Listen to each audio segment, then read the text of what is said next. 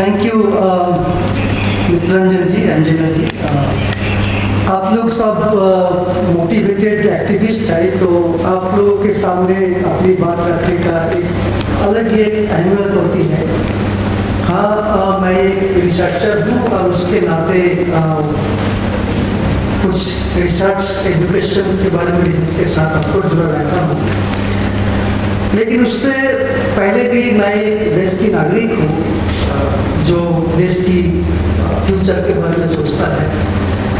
मेरा अपना भी बेटा है जो स्कूल जाता है, तो उनका फ्यूचर, हमारा तो लाइफ तो लगभग जब होना था हो गया, तो उनकी फ्यूचर, उनकी जो साथ, वो जो फ्यूचर के साथ रहेगा, वो जो एक उनकी जो वातावरण होगी वो कैसी होगी, ये सारे बहुत ही इम्पोर्टेंट चीज़ें होती हैं। तो एक बार मेरा बेटा मुझसे पूछ रहा था कि पापा, हमारे घर के पास तो एक स्कूल है, हम वहाँ नहीं जाते, हम उतना दूर क्यों हमें भेजते हैं? तो मैंने बोला, बेटा वो स्कूल तो हम अफोर्ड नहीं कर सकते। तो बोला, पापा हम लोग इतने गरीब हैं कि ये स्कूल में हम जा नहीं सकते।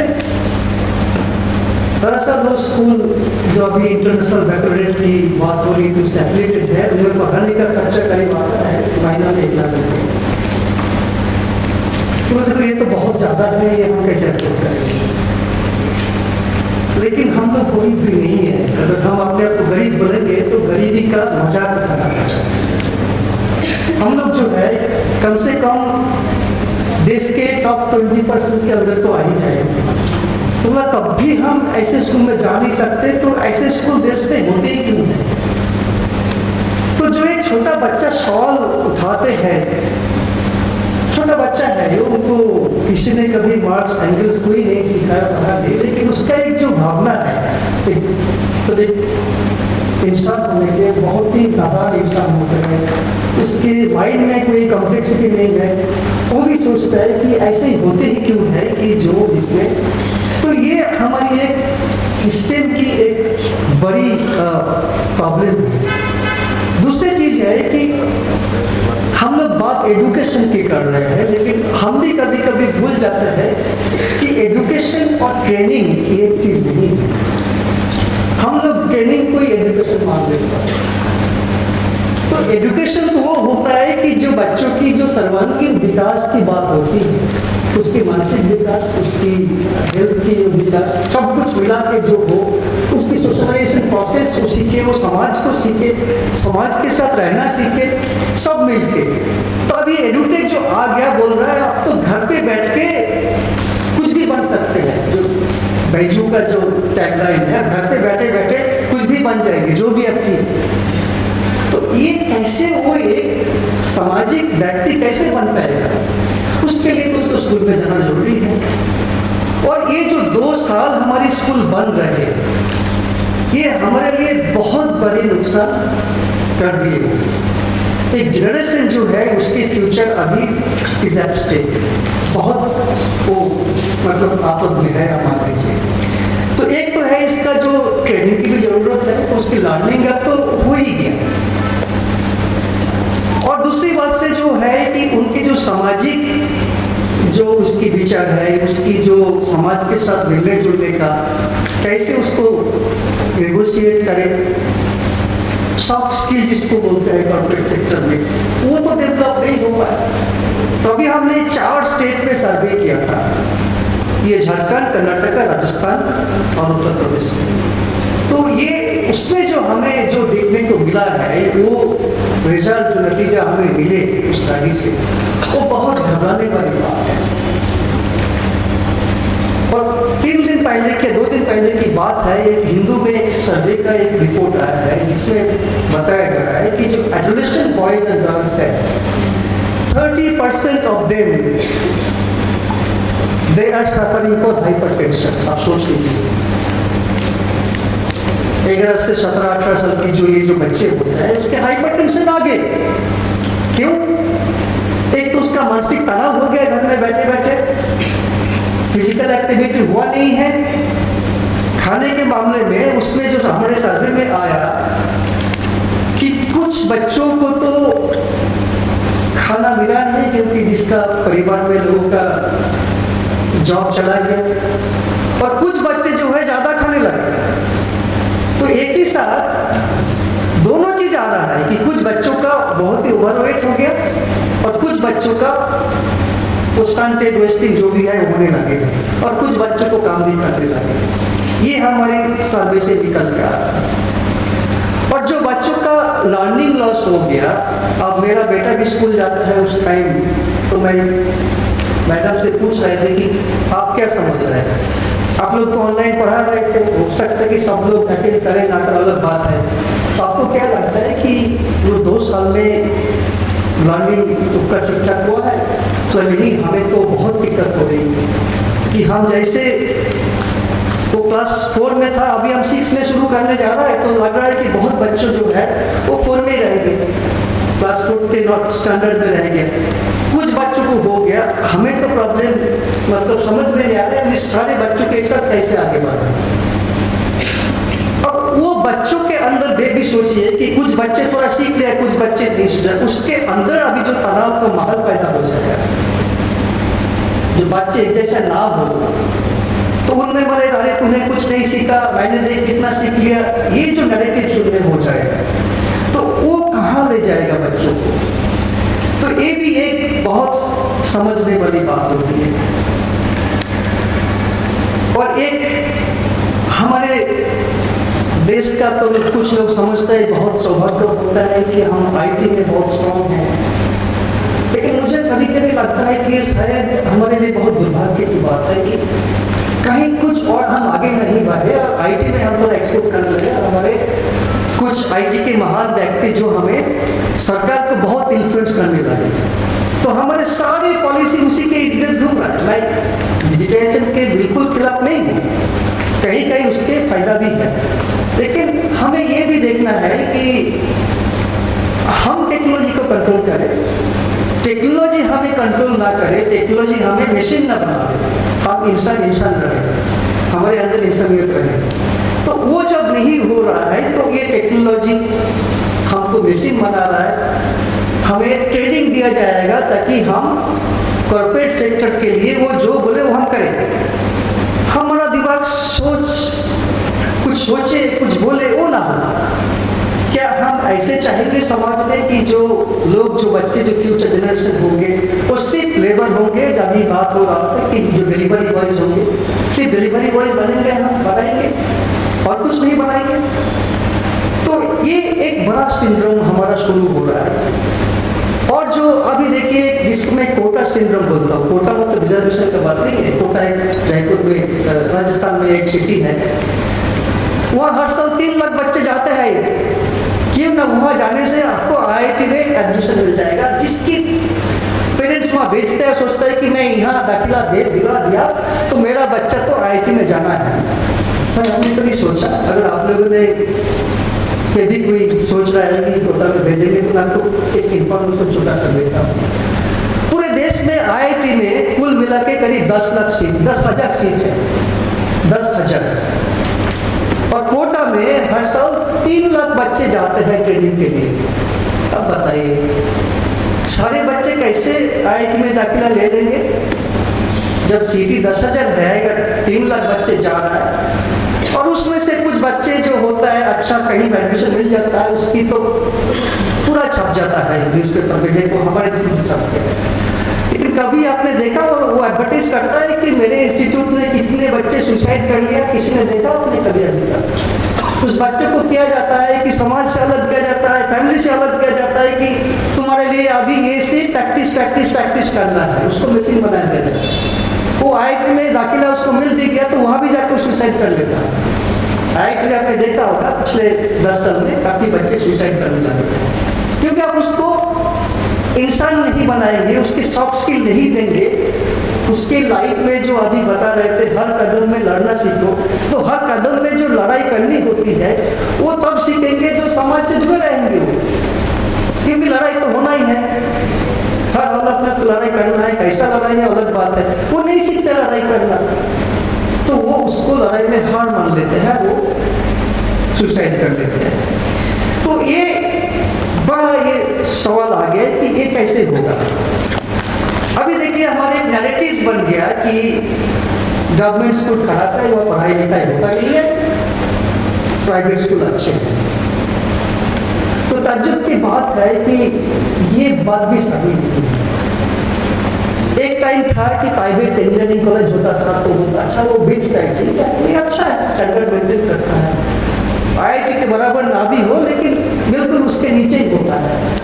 अब कितने इंजीनियरिंग खुल गया, उसके स्टैंडर्ड देखिए, कुछ भी नहीं है, कुछ भी नहीं सीखता है। कॉर्पोरेट सेक्टर भी बोलता है कि दे आर नॉट एम्प्लॉयबल। तो प्राइवेट स्कूल भी ऐसे खुल गए इतने सारे जो जिसकी कोई स्टैंडर्ड नहीं है, नाम के लिए पैसा के लिए कमाया जा रहा है। आपको बेवकूफ बनाया जाता है कि आप यहाँ भेजिए, आपका बच्चा अच्छा सीखेगा, आपने भेजा, पता चला कुछ भी नहीं सीखा, ना हार्ड स्किल, ना सॉफ्ट स्किल, ना ट्रेनिंग, कुछ भी नहीं हुआ। अभी 2 साल पहले की बात है, मेरा ये स्कूल का एक मित्र है, वो खुद एक स्कूल का टीचर है, वो अपने बेटे को एक प्राइवेट स्कूल में दाखिला दिया। मैंने उससे पूछा भाई कौन सा स्कूल है, तो नाम बताया, मैं नाम बता नहीं रहा हूँ। तो बोला ये स्कूल बहुत अच्छा है, आपको कैसे पता? नहीं, लोग बोल रहे हैं बहुत अच्छा स्कूल है। मैंने बोला कि ठीक है, मैं इस चीज़ को ज़्यादा इम्पोर्टेंस नहीं देता हूँ, फिर भी बताओ उस स्कूल की जो सेकेंडरी बोर्ड का एग्जाम होता है उसका रिजल्ट कैसा है? बोला नहीं, उस बोर्ड से तो अभी तो कोई निकला ही नहीं है, अभी जो फर्स्ट बैच अगले साल से शुरू होगा। तो बोला आप उसमें आपका बेटा का फीस कितना हो? तो बोला ज़्यादा नहीं लेता, इसीलिए तो दे रहा हूँ, 1000 रुपये लेता है। तो मैंने बोला कि आपको कितना तनख्वाह मिलता है? करीब 1 लाख रुपये। तो मैंने पूछा उस स्कूल में टीचर को कितना मिलता है, आपने पता किया? हमें नहीं पता। मैं बोला तो पता नहीं करना है, आपको थोड़ा बहुत मालूम है इस स्कूल में कितना टीचर है, कितने स्टूडेंट्स हैं, आप थोड़ा सा हिसाब लगा लीजिए कितना बैठेगा। तो बोला ये करीब 15,000 रुपये। तो मैंने बोला आप बताइए, बहुत अच्छा स्कूल है, आप 1 लाख रुपया लेते हो, आपकी स्कूल अच्छा नहीं है, आप अच्छे टीचर नहीं हो, और वो 15,000 रुपया देगा, वहाँ अच्छा टीचर मिल जाएगा, वो अच्छा स्कूल हो जाएगा, ये कैसे हो सकता है? पर यही हकीकत है। अभी जो 80% प्राइवेट स्कूल खास करके गांव-गांव में जो खुल गया है, सब स्कूल की यही हकीकत है। वो बहुत ही घटिया किस्म के स्कूल है, वहाँ ना अच्छे टीचर है, ना प्रॉपर एडमिनिस्ट्रेशन है, कुछ भी नहीं सीखते हैं, आपको लूटा जा रहा है। आप जब समझेंगे कुछ बच्चे कुछ सीखा नहीं है तब बहुत लेट हो चुके हैं। तो ये भी आपको देखना है कि लोगों के बीच आप रहा है, तो इसलिए मैं आपको ये थोड़ा इंडिकेशन दे रहा हूँ कि आप देखिए आपके आसपास में जो स्कूल है, जो पेरेंट्स प्राइवेट में भेज रहा है, उसके गलत फहमी में आके, उसके मार्केटिंग दिमाग में आके वो क्या हो रहा है।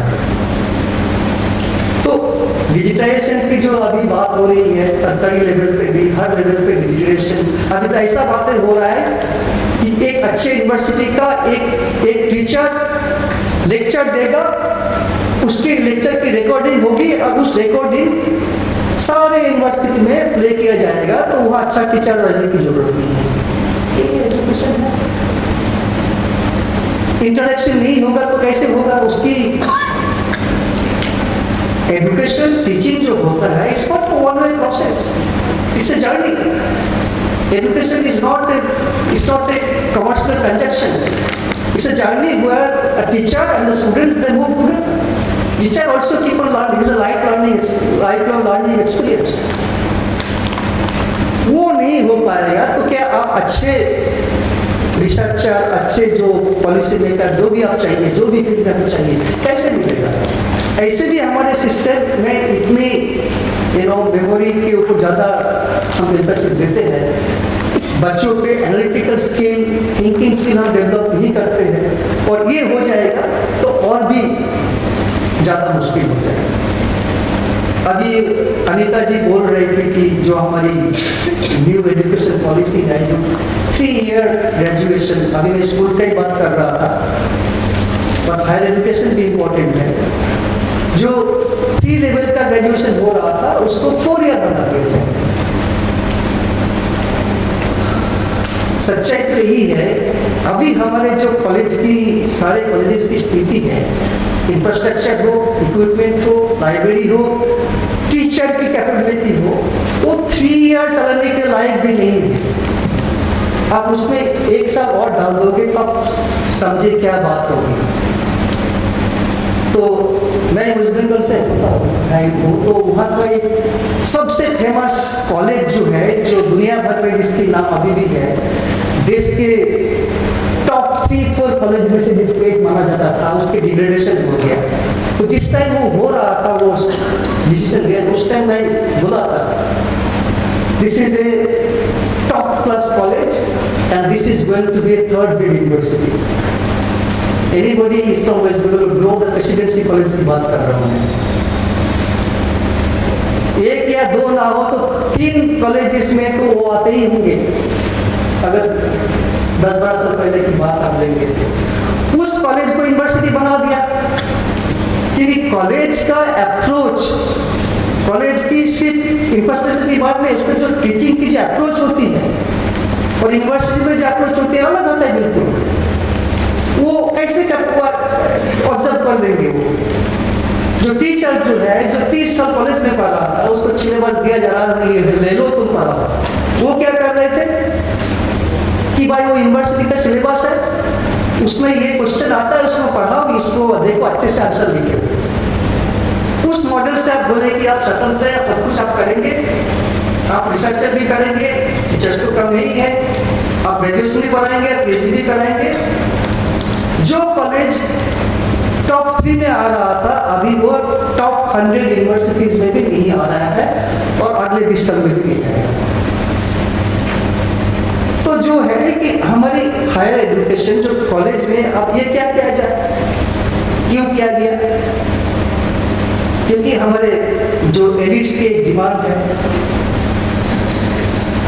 आपको शायद मालूम होगा वेस्टर्न कंट्रीज में वो number of years of education के बेसिस पे सब कुछ काउंट करते हैं instead of having this degree and all. तो यहाँ ग्रेजुएशन करके वहाँ जाके वो PhD में एडमिशन करने को मौका मिल जाएगा। पहले क्या करना पड़ रहा था कि वो ग्रेजुएशन के बाद चले गए तो मास्टर्स करो तब PhD होगा। अब जैसे ही वो 15 की जगह 10+2+3 की जगह 10+2+4 हो जाएगा, तो 16 इयर्स हो जाएगा, तो डायरेक्ट PhD के लिए एडमिशन मिल जाएगा। और वहाँ तो बहुत यूनिवर्सिटीज है, अच्छा पैसा है तो आपका एडमिशन मिल जाता है। हालांकि हमारा इंडिया में भी अभी 16 साल के बाद PhD का एडमिशन मिल जाएगा, पर जो मास्टर्स पे जो एक ओरिएंटेशन होता है, जो हमारे सिस्टम में जो है, at least the place where I study, undergraduate तक हमारा अप्रोच यही था कि टीचर बोलता है वही सुनो, ज़्यादा सोचो मत। पोस्ट ग्रेजुएट में आके देखा कि टीचर बोलता है कि नहीं सिर्फ पढ़ना नहीं है, सोचना भी है। तो ये चीज़ तो होता नहीं है कॉलेज पे आदमी। अब 1 साल वहाँ कर देंगे तो वही रहेगा, वो नहीं हो। तो जिसको सोचना ही नहीं सिखाया आपने, अपने लैंग्वेज में लिखना नहीं सिखाया, नोट देते रहे आप, उसी को लिखने से जिसको फर्स्ट मिल जाता है, उससे आप PhD कैसे करोगे?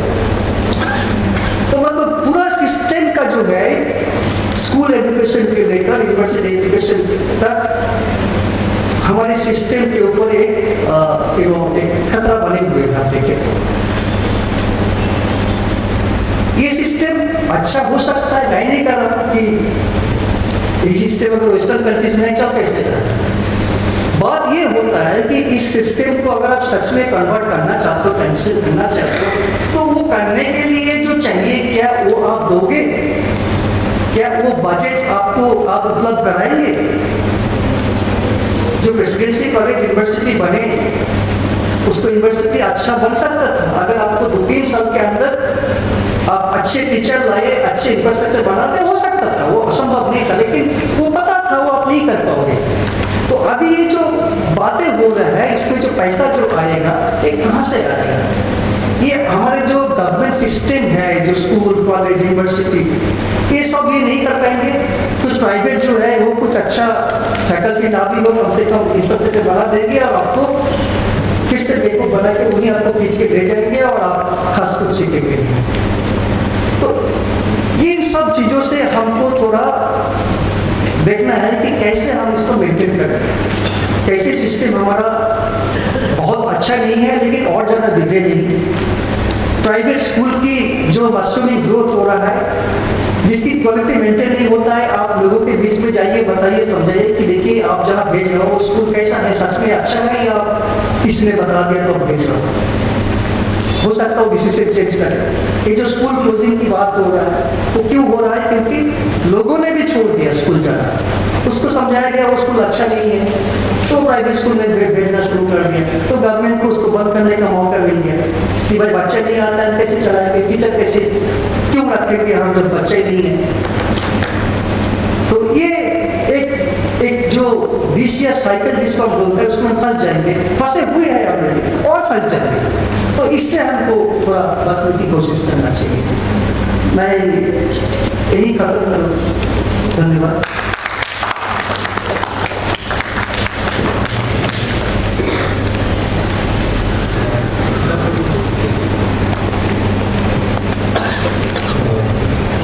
बहुत शुक्रिया प्रोफेसर नित्यानंद नायक। और हमने देखा कि बहुत ही सहज और सरल तरीके से उन्होंने छात्र और शिक्षक दोनों के बीच जीवंत रिश्तों की बात की और साथ ही उन्होंने सबसे जो महत्वपूर्ण बात कही शिक्षा के समाजीकरण का, बच्चों के समाजीकरण का मामला, school is a place of socialization, इस तरफ उन्होंने बार बार रेखांकित किया कि हमें शिक्षा का जो मूलभूत उद्देश्य है वो एक मुकम्मल इंसान बनाना है और बच्चों के संपूर्ण व्यक्तित्व को किस तरह से सुगठित तरीके से गढ़ा जा सकता है। शिक्षा का उद्देश्य ये है और हम कहीं ना कहीं उसमें बहुत मुश्किलें पेश कर रहे हैं। ये नहीं कहेंगे कि लोगों के बीच, जनता के बीच चेतना नहीं है या जनता के बीच इच्छा और आकांक्षा नहीं है, बल्कि एक सुचिंतित तरीके से पिछले कुछ समय में शिक्षा को ध्वस्त करने की तैयारी की गई है और अब उसका परिणाम कोविड के बाद तो और भी स्पष्ट रूप से दिख रहा है, चाहे वो अलग अलग रूपों में। तो बहुत बहुत शुक्रिया कि उन्होंने इस महत्वपूर्ण बिंदु की तरफ इशारा किया।